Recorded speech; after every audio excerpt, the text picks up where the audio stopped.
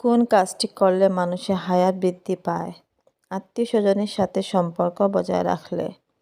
অন্যের দোষ গোপন রাখলে হাসরের ময়দানে আল্লাহ কি করবেন? আল্লাহ সেই ব্যক্তির দোষ গোপন রাখবেন। রাগের সময় মুমিনের করণীয় কি? আউযুবিল্লাহ পড়া ও চুপ থাকা। টাকার অভাব দূর করার জন্য কোন দোয়া পড়তে হয়? ইয়া বাসিতু 10 বার পরে হাতের তালুতে ফু দিয়ে হাত ও মুখমণ্ডলে বুলিয়ে দিন। হঠাৎ অর্থকষ্টে পড়লে কোন দোয়া পড়তে হয়? আল্লাহুম্মা ইকফিনি বিহালালিকা আন হারামিকা নিয়মিত 11 বার পড়ুন।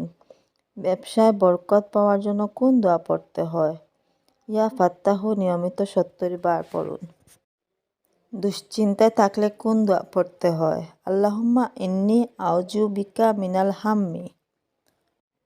কষ্টে থাকলে কোন দোয়া পড়তে হয়?